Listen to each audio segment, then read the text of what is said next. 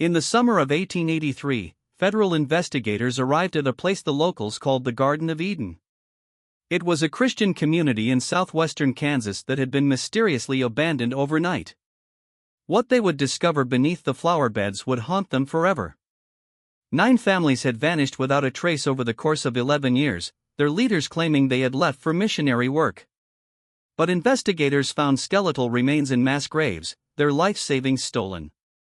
The New Eden Christian community wasn't a sanctuary. It was a killing field. Before we continue with the story of Prophet Isaiah Richardson and his family of killers, know that this channel isn't for everyone. It is only for the bravest souls who dare to uncover the truth behind America's most disturbing mysteries. If you're brave enough to hear stories that few channels tell, hit that subscribe button and tell us in the comments what state you're listening from. This story will make you question everything you thought you knew about faith and trust. What happened on the Kansas prairie during those 11 years would become one of the most systematically concealed crimes in American history.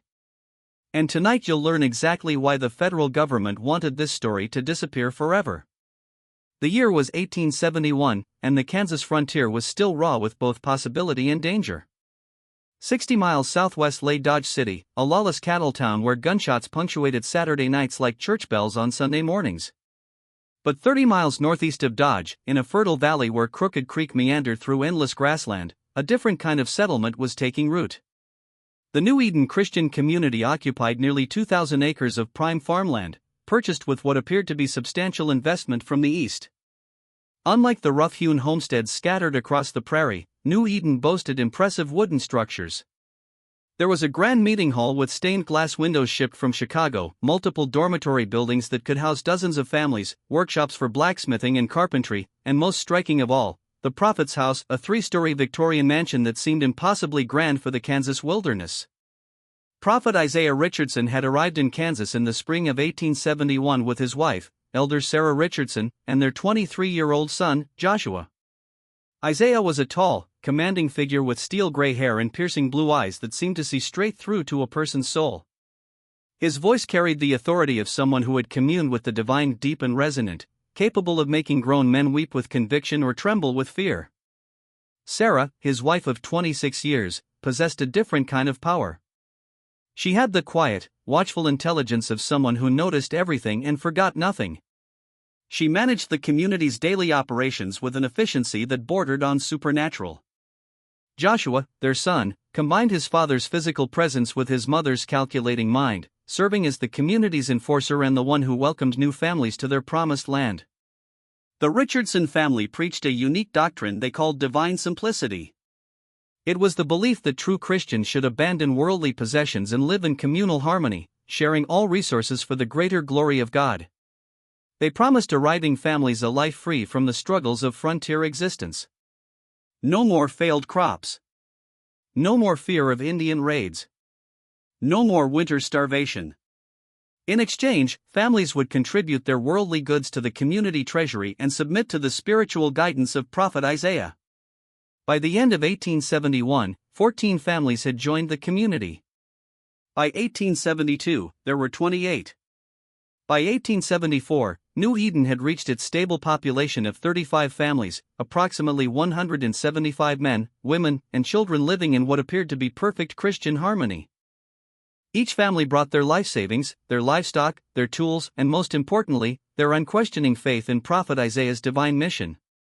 The community thrived with remarkable prosperity. Gardens yielded vegetables in abundance despite the harsh Kansas climate. The workshops produced furniture and tools of exceptional quality that were sold in distant markets.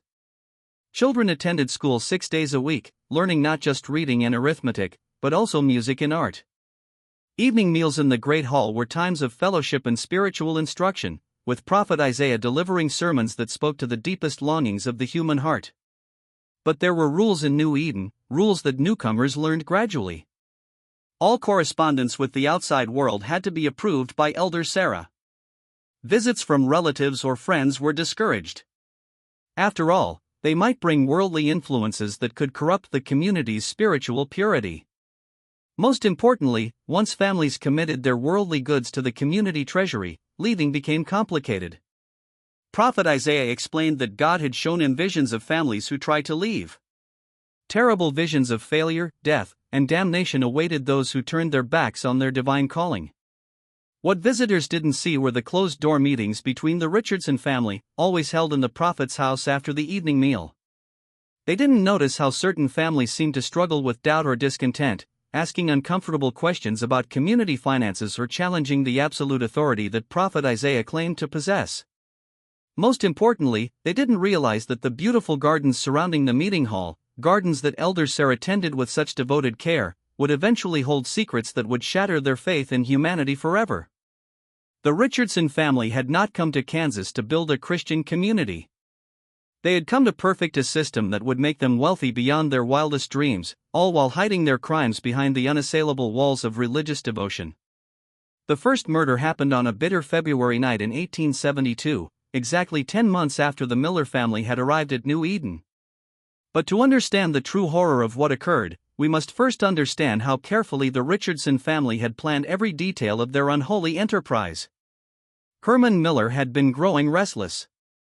The promised education for his children consisted mainly of memorizing biblical passages and learning trades that seemed designed to benefit the community rather than prepare them for independent lives. More troubling, Herman had begun to question the community's finances. He had contributed $400 in valuable livestock to the treasury. Yet when he asked Elder Sarah about purchasing winter clothing for his children, she had told him the community couldn't afford such luxuries. That February evening, Herman approached Prophet Isaiah after the community's dinner in the Great Hall. Other families were settling into their evening routines, unaware that they were about to witness the beginning of a pattern that would claim 9 families over the next 11 years.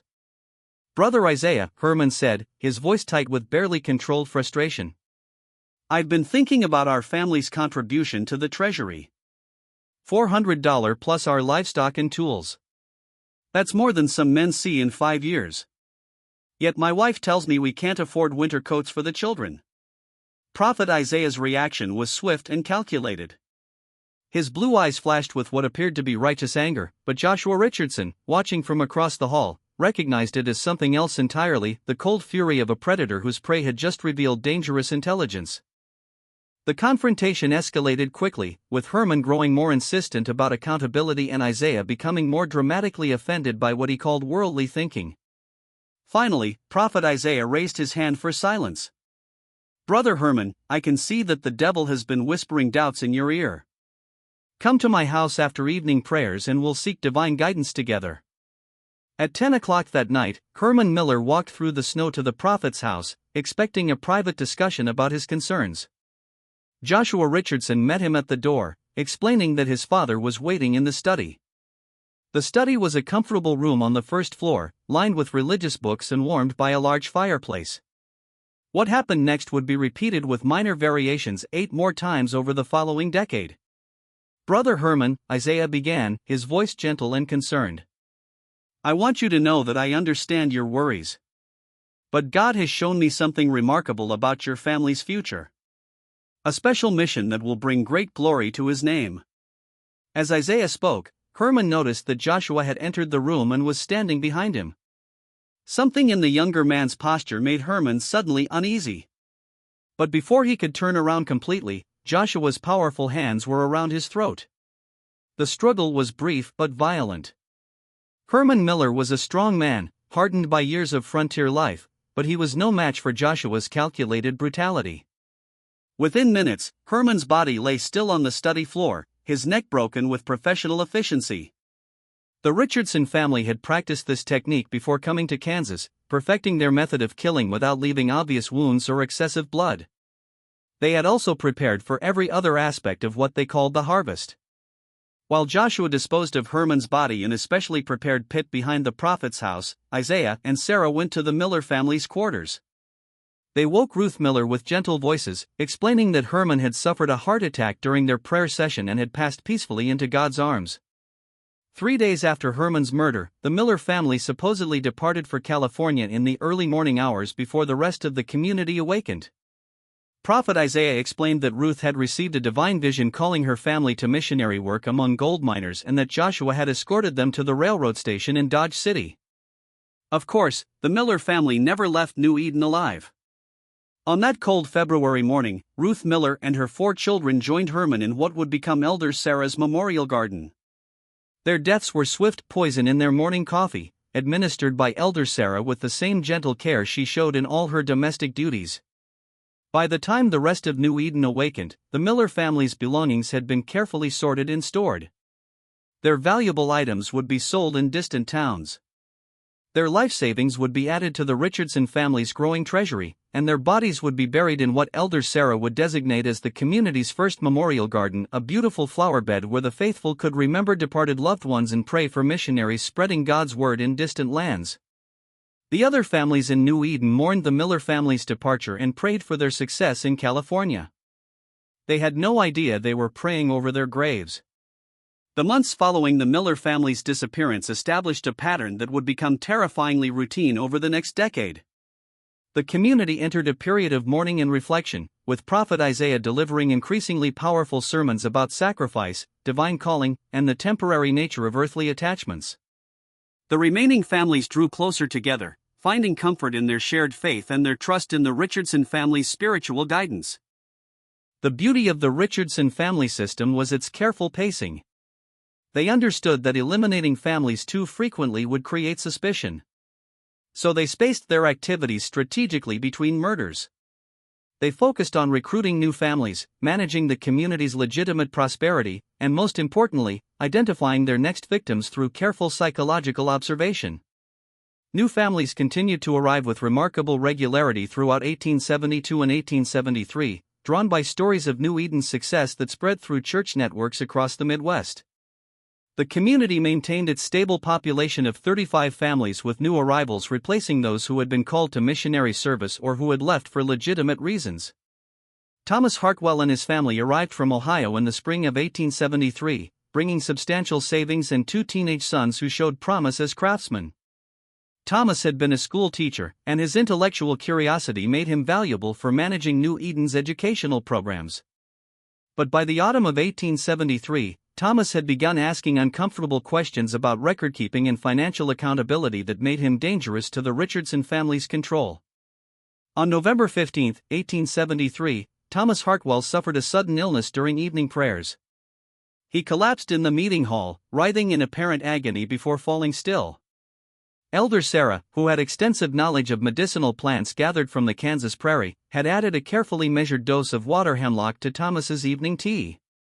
The community mourned Thomas's tragic death, and Prophet Isaiah received another divine vision. God, he announced, had revealed that Thomas's widow, Mary, and their sons were called to join a special missionary expedition to work among the Scandinavian immigrants in Minnesota Territory.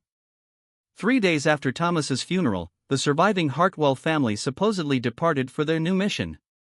Like the Miller family before them, the Hartwells never left New Eden alive.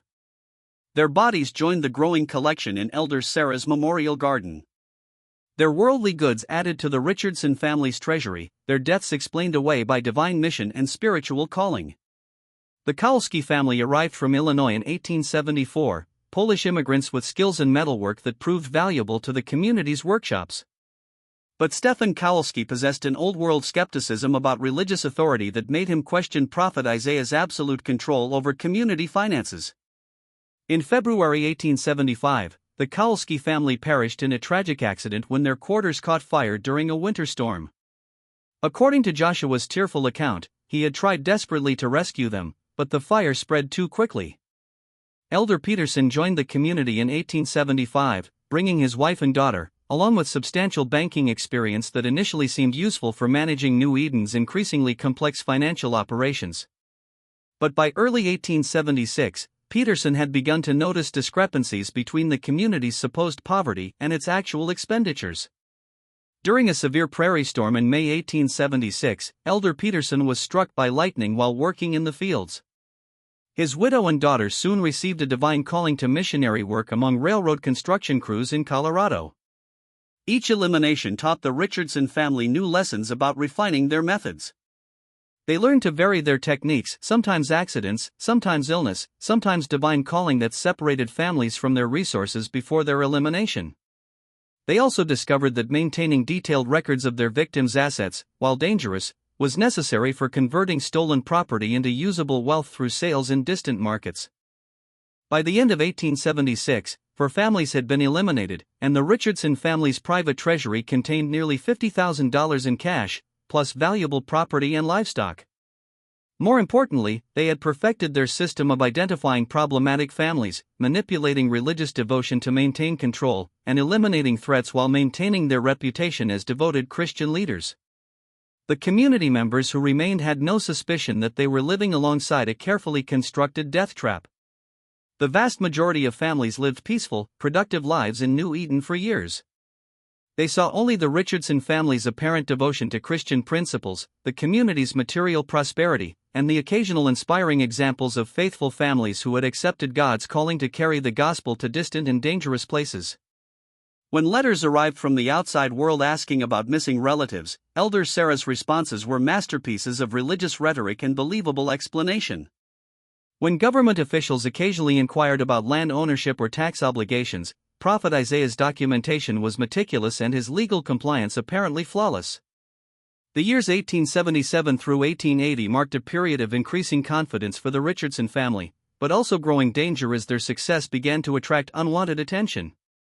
They had eliminated four families without creating suspicion, accumulated substantial wealth, and established New Eden as one of the most prosperous religious communities on the Kansas frontier. But success had made them bold, and boldness was about to lead them into risks that would ultimately expose their crimes. The Brennan family arrived from Missouri in April 1877, fleeing debts that had destroyed their farming operation. Patrick Brennan was an Irish Catholic who had converted to Protestant Christianity after marrying his wife Margaret, and this religious transition had alienated him from his extended family back east. The Brennans brought their 6 children, ranging from 8 to 20, plus nearly $700 in savings that represented their entire life's work. Patrick Brennan possessed one quality that made him ultimately incompatible with the Richardson family system. He was a natural investigator. His Irish Catholic background had taught him to be wary of religious authority, and his experience with financial ruin had made him skeptical of promises that seemed too good to be true. By the winter of 1877, Patrick had begun asking uncomfortable questions about the families who had supposedly departed for missionary work. "Brother Isaiah," Patrick said one evening after community prayers, "I've been wondering about the families that have left for missionary work. In 3 years, I've never received a single letter from any of them, despite writing several myself. Don't missionaries usually maintain correspondence with their supporting communities?" Prophet Isaiah's response was immediate and calculated. "Brother Patrick, I'm troubled by your lack of faith in God's mysterious ways. Families called to frontier mission work often find themselves too isolated and busy to maintain regular correspondence. We must trust that they are fulfilling God's will even when we cannot see the results." But Patrick's questions continued and they grew more specific. Why did departing families always leave so suddenly? Why were their destinations always vague and difficult to verify?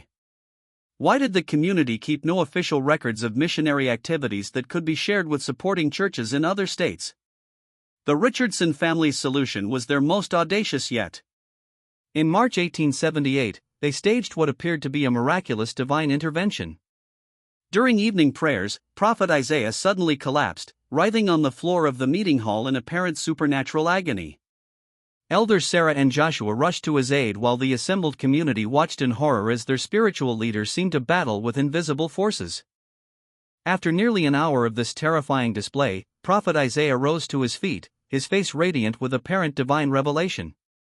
In a voice trembling with religious ecstasy, he announced that God had shown him a vision of terrible danger threatening New Eden. Satan, he revealed, had sent agents to infiltrate the community and destroy it from within by spreading doubt and questioning divine authority. Patrick Brennan, identified by this revelation as the primary agent of Satan's influence, faced a choice. Submit completely to Prophet Isaiah's authority or be expelled from the community to face the harsh Kansas prairie alone with his family. His wife Margaret, terrified by the supernatural events she had witnessed and desperate to protect her children, begged Patrick to apologize and demonstrate his renewed faith. Patrick's capitulation was complete and heartbreaking. He publicly confessed his sins before the entire community, admitted that Satan had corrupted his thoughts with doubt and suspicion, and pledged absolute obedience to Prophet Isaiah's divine guidance. But the Richardson family had no intention of allowing Patrick Brennan to live. His questions had been too intelligent, his skepticism too dangerous, and his influence over other families too significant. On April 20, 1878, Patrick Brennan died in his sleep, apparently of a heart attack brought on by the spiritual stress of his battle with Satan. Margaret Brennan and her 6 children, devastated by Patrick's death and convinced that his doubts had somehow caused his divine punishment, readily accepted Prophet Isaiah's revelation that they were called to missionary work among Irish immigrants in Colorado mining camps. Their tragic loss would make them powerful witnesses for the importance of religious obedience. The Brennan family's departure for Colorado followed the now established pattern, except that their elimination provided the Richardson family with their largest single haul of assets, $700 in cash, plus valuable personal property that could be sold discreetly in distant markets. 2 more families would fall victim to the Richardson system between 1879 and 1881. The Schmidt family, German immigrants who made the mistake of questioning the community's lack of contact with Lutheran churches in their homeland, died in a food poisoning incident that affected only their household. The Caldwell family met their end in 1881 when Patriarch William Caldwell's drinking problem led him to make indiscreet comments about missing families and suspicious deaths. But it was the elimination of the Caldwell family that would ultimately bring down the Richardson enterprise because it included a victim who was too young to be manipulated by religious authority and too intelligent to accept the explanations that satisfied traumatized adults. 16-year-old Emma Caldwell had grown up on the frontier where death was a frequent visitor and children learned early to observe adult behavior with careful attention. Emma's investigation began with simple observation after her mother's natural death from consumption in late 1880. She noticed that Elder Sarah asked very specific questions about her mother's family back east. Did they write letters regularly? Would they expect to hear from the Caldwells soon? How much did they know about the family's plans in Kansas? When Emma was helping Elder Sarah sort through her mother's belongings, she noticed that Elder Sarah set aside all correspondence and family records. These documents will be important when God calls your family to missionary service, Elder Sarah explained, speaking as if such a calling was already determined rather than merely possible. Emma began paying attention to patterns in the community's missionary departures. She realized that families chosen for elimination were always those who had questioned community policies or possessed resources that made their elimination particularly profitable. More disturbing was her discovery of a hidden storage room beneath the prophet's house containing personal belongings from families who had supposedly departed for frontier missions but had left behind their most precious possessions. In January 1881, Emma made a desperate decision. She wrote detailed letters describing her observations and suspicions, addressing them to the sheriff in Dodge City, the federal marshal in Wichita, and her mother's brother in Illinois. But before she could mail the letters, Elder Sarah discovered her activities. The Caldwell family's elimination in February 1881 followed the established pattern. But Emma's desperate attempt to expose the truth had planted the first seeds of fear in the Richardson family's minds. For the first time since they had begun their murderous enterprise, they faced the possibility that their crimes might be discovered and punished. The Richardson family's growing paranoia in the wake of Emma Caldwell's investigation led them to make their first serious mistakes in nearly a decade of perfect murders. Emma's attempted exposure had failed, but her intelligence and determination had shown them how vulnerable their system could be to a victim who was smart enough to recognize patterns and brave enough to seek outside help. The elimination of the Caldwell family in February 1881 marked the beginning of the end for the Richardson family's reign of terror, though they didn't realize it at the time. Emma's death had been necessary to protect their enterprise, but her final words, shouted in desperation as Joshua cornered her against a cliff face, would haunt Elder Sarah for months afterward. I wrote 3 letters. They're already mailed. Everyone will know what you've done here. Emma had been lying, of course. The letters were still hidden in her clothing, never having reached any post office or government official. But her bluff achieved something no other victim had managed. It planted genuine fear in the Richardson family's minds about the possibility of outside investigation. This fear led them to make a series of decisions that would ultimately expose their crimes. First, they decided to accelerate their timeline for leaving Kansas, planning to liquidate their remaining assets and relocate to California before any potential investigation could threaten them. Second, they began eliminating evidence more aggressively, burning documents and personal items that they had previously preserved as trophies of their successful operations. Most fatally, they decided to eliminate one final family before their departure, the Hoffmans, recent German immigrants who possessed both substantial savings and knowledge of their homeland's banking systems that could be valuable for establishing new identities in California. But the Hoffman elimination in June 1882 differed from all previous operations because it was motivated by greed rather than necessity, and because it was planned hastily rather than with the careful preparation that had characterized their earlier crimes. Klaus Hoffman had been a successful merchant in Prussia before immigrating to Kansas with his wife Greta and their 3 teenage children.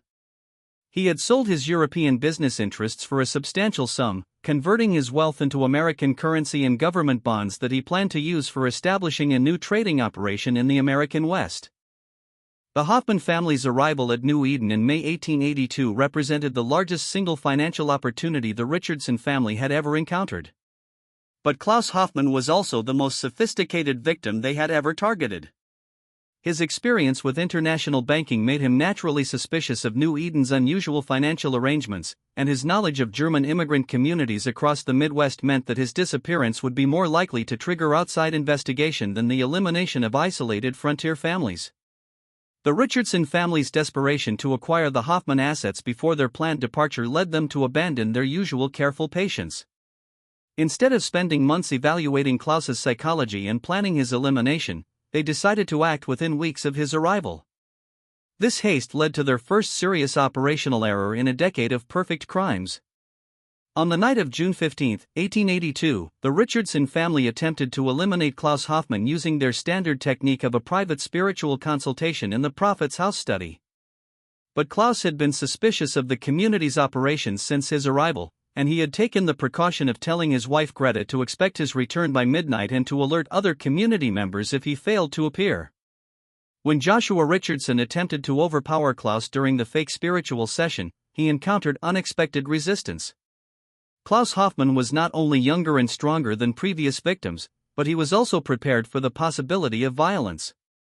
The struggle that followed was loud and prolonged, creating noise that could be heard throughout the prophet's house and raising the possibility that other community members might investigate. More seriously, Klaus managed to wound Joshua with a letter opener before being killed, creating a blood trail and obvious signs of violence that could not be explained away as natural death or accident. For the first time in their criminal careers, the Richardson family faced the challenge of explaining obvious evidence of murder to community members who had been awakened by the sounds of struggle. Their solution was characteristically audacious but ultimately self-destructive. Prophet Isaiah announced the next morning that Klaus Hoffman had been possessed by demonic forces during their spiritual consultation, requiring a violent exorcism that had ultimately resulted in the demon's departure and Klaus's peaceful death.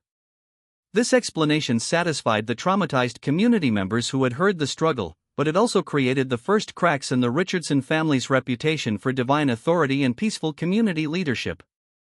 Greta Hoffman and her children, devastated by Klaus's death and terrified by the supernatural explanations they had been given, readily accepted Prophet Isaiah's revelation that they were called to return to Germany as missionaries to their former homeland.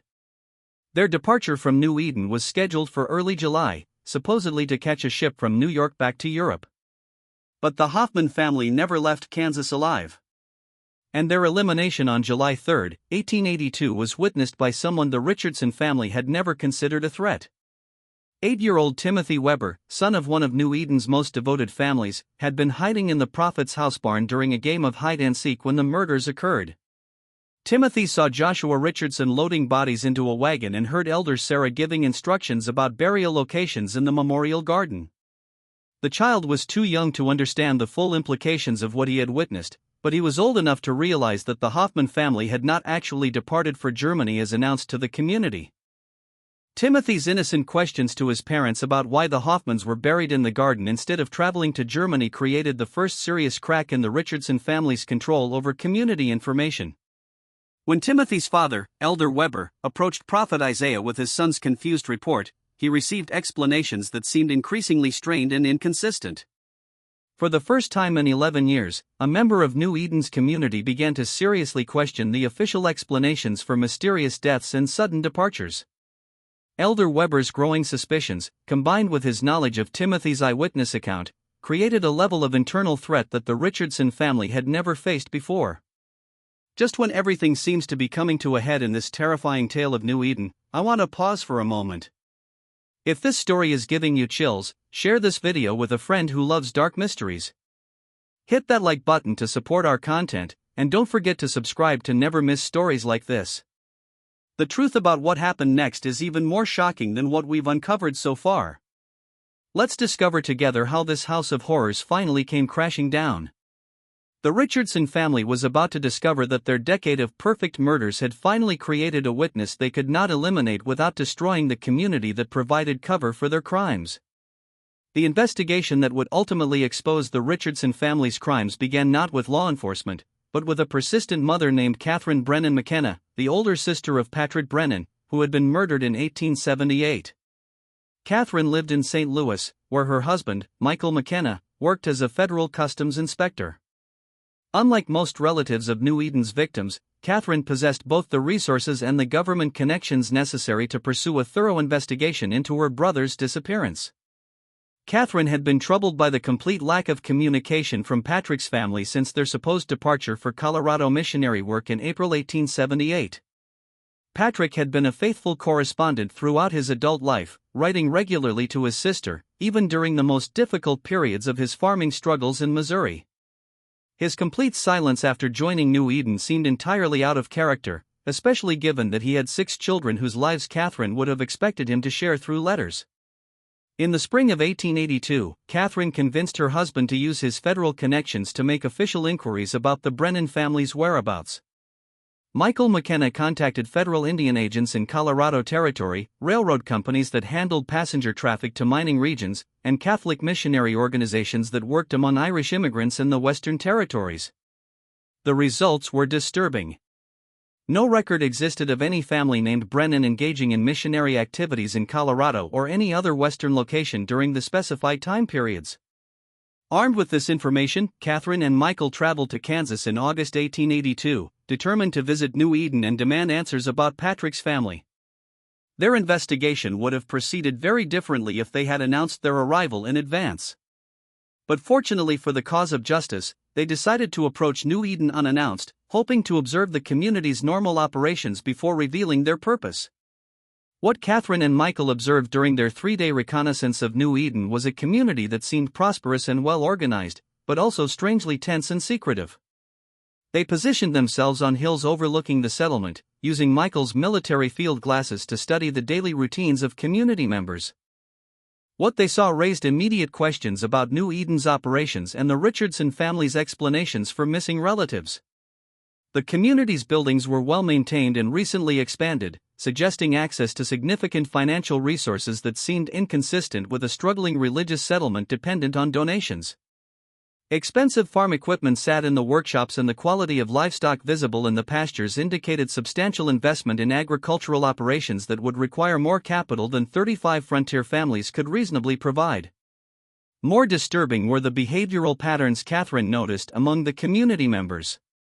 During evening gatherings visible through the meeting hall windows, people seemed to demonstrate an almost frantic enthusiasm for religious activities as if they were performing their devotion rather than expressing genuine spiritual joy. Children appeared subdued and watchful, exhibiting the kind of hyper-alert behavior Catherine recognized from her work with immigrants who had fled religious persecution in Ireland. Most significantly, Catherine and Michael witnessed something that confirmed their worst suspicions about New Eden's true nature. On their 3rd morning of observation, they saw Elder Weber approach Prophet Isaiah with what appeared to be urgent concerns, accompanied by his young son, Timothy. The conversation that followed was clearly agitated, with Prophet Isaiah's usual commanding demeanor giving way to obvious anxiety and defensive gestures. That evening, Catherine and Michael approached New Eden openly, presenting themselves as relatives of Patrick Brennan and demanding to speak with community leaders about his family's current location. Their arrival created a stir of activity that confirmed their suspicions. This was not a community accustomed to unexpected visitors or comfortable with outside scrutiny. Prophet Isaiah Richardson met them in the community's meeting hall, flanked by Elders Sarah and Joshua. His initial response to their inquiries was smooth and confident, explaining that the Brennan family had indeed departed for missionary work in Colorado and was doing excellent work among Irish miners in remote mountain valleys. He produced letters supposedly written by Patrick describing the family's successful ministry and their plans to establish a permanent mission station in an isolated location. But Catherine had not spent 40 years reading her brother's correspondence without learning to recognize his handwriting and writing style. The letters Prophet Isaiah showed her were obvious forgeries. The handwriting was similar, but not identical, and the language was formal and religious in a way that Patrick, despite his spiritual devotion, had never used in personal correspondence. Most damning, the letters contained geographical references that Catherine knew were incorrect, describing mining operations in locations where no such activities existed. "These letters were not written by my brother," Catherine stated flatly, her Irish temper beginning to show. Patrick would never describe the Colorado Rockies as having gentle valleys suitable for farming and family settlement. He served in the Colorado Territory during the war, and he knew those mountains were harsh and dangerous. The confrontation that followed revealed the first serious cracks in the Richardson family's carefully constructed facade. Prophet Isaiah's religious authority meant nothing to Catherine McKenna, who had been raised in the Irish Catholic tradition of questioning Protestant ministers. Her husband's federal credentials made it impossible to dismiss their concerns or intimidate them into leaving. Most importantly, their announced intention to report New Eden to territorial authorities meant that the Richardson family could not simply make them disappear like previous troublemakers. The breakthrough came when Michael McKenna, using his federal investigator training, began asking specific questions about New Eden's legal status and financial operations. How was the community's land ownership documented? What records existed of the substantial property transfers that would be necessary for families to donate their worldly goods to community treasury? Where were the tax records that territorial law required for large agricultural operations? Prophet Isaiah's responses to these questions were evasive and inconsistent. He claimed that community finances were managed through divine guidance rather than earthly record-keeping, that legal documentation was unnecessary for families who had transcended worldly concerns, and that tax obligations were handled through special arrangements with territorial authorities that outsiders couldn't understand. These answers confirmed Michael's suspicions that New Eden was operating outside legal boundaries in ways that suggested criminal activity.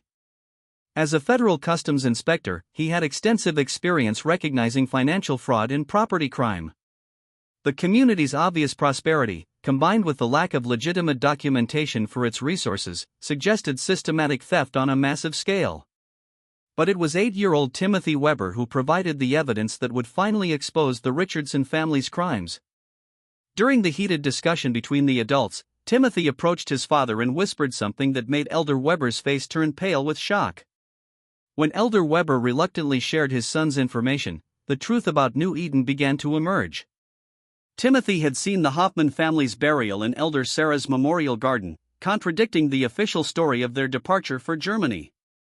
More importantly, his innocent questions had led Elder Weber to examine the garden more carefully, revealing disturbing inconsistencies in the soil and unusual arrangements of flowers that suggested systematic burial of multiple bodies over several years. That night, Catherine and Michael made a decision that would finally bring justice to New Eden's victims. Instead of confronting the Richardson family further, they quietly departed for Dodge City, where Michael's federal credentials would allow them to request an official investigation by territorial marshals. They carried with them Timothy Weber's eyewitness testimony, Elder Weber's observations about the memorial garden, and most importantly, evidence of systematic financial fraud that would justify federal intervention. The Richardson family watched the McKennas leave with growing panic, realizing that their perfect system was facing its most serious threat ever. For the first time in 11 years of successful murders, they faced investigation by federal authorities who possessed both the resources and the legal authority to expose their crimes. The federal investigation of New Eden began on September 10, 1882, when Deputy U.S. Marshal James Crawford arrived at the community with warrants to examine financial records and interview residents about missing persons reports filed by relatives in multiple states. Crawford was accompanied by a territorial attorney, a federal land office inspector, and 2 deputy sheriffs from Ford County. They also brought something the Richardson family had never encountered before: legal authority that transcended religious claims and community autonomy. What the investigators found during their first day at New Eden was a community in the grip of carefully controlled panic. The Richardson family had spent the previous 3 weeks preparing for this possibility, coaching community members on appropriate responses to official questions and hiding or destroying evidence that might reveal the true scope of their crimes. But they had also made a fatal error that would ultimately expose everything. They had become so confident in their system that they had kept detailed records of their victims' property and possessions, believing these records would serve as evidence of legitimate business transactions rather than proof of systematic murder. Marshall Crawford's discovery of the hidden vault beneath the prophet's house was almost anticlimactic. After hours of examining suspicious financial records and interviewing terrified community members, the vault contained personal belongings from 9 families carefully catalogued and stored with the efficiency of a criminal enterprise. Family photographs, personal Bibles, children's toys, wedding rings, and most damning of all, identity documents that proved these families had never left New Eden alive. But the physical evidence that finally broke the case was Elder Sarah's memorial garden, the beautiful flower beds where she had spent 11 years carefully tending blooms above the graves of her victims. When investigators began excavating the garden based on Timothy Weber's eyewitness testimony and his father's observations, they uncovered a carefully organized cemetery containing the remains of 47 men, women, and children buried in family groups with their personal possessions and arranged with the same meticulous attention to detail that characterized all of the Richardson family's criminal activities. The Richardson family's arrest was swift and absolute. Prophet Isaiah Richardson, Elder Sarah Richardson, and Joshua Richardson were taken into custody and charged with 9 counts of first-degree murder, along with numerous charges of fraud, theft, and conspiracy. The surviving members of New Eden, traumatized by the revelation that they had been living above a mass grave for years, provided testimony that painted a horrifying picture of systematic manipulation, religious abuse, and calculated murder. The trial of the Richardson family became one of the most sensational criminal cases in Kansas territorial history, attracting newspaper coverage from across the nation and sparking congressional debates about federal oversight of religious communities. The evidence presented during the proceedings revealed not just the scope of their crimes, but the sophisticated psychological techniques they had used to maintain control over their victims and conceal their activities from outside scrutiny. The prosecution, led by Territorial Attorney William Harrison, built their case methodically around 3 devastating categories of evidence: physical proof of the murders found in Elder Sarah's garden, documentary evidence of systematic theft found in the hidden vault, and testimony from traumatized survivors that revealed the psychological manipulation techniques used to control community members. The physical evidence was overwhelming and undeniable. Coroner's examinations of the 47 bodies revealed a consistent pattern of death that demolished any possibility of accidental mortality or natural causes. Men typically showed signs of strangulation or blunt force trauma to the skull. Women and children often exhibited evidence of poisoning, with bone samples containing traces of water hemlock and other toxic plants that Elder Sarah had cultivated in hidden sections of her garden for purposes that were now horrifyingly clear. The documentary evidence found in the vault told an equally damning story of systematic financial crime. The Richardson family had kept meticulous records of their victims' assets, tracking everything from cash savings to livestock values to personal property that could be sold in distant markets. These records revealed that the family had accumulated more than $150,000 in cash and convertible assets over 11 years, a fortune that would be equivalent to millions of dollars in modern currency. Most damaging to any possible defense was the testimony of New Eden survivors, particularly Elder Weber and his son Timothy, whose innocent observations had triggered the investigation. Their accounts revealed a community where religious devotion had been weaponized to ensure absolute obedience and where questioning authority was portrayed as spiritual rebellion worthy of divine punishment. Elder Weber's testimony was particularly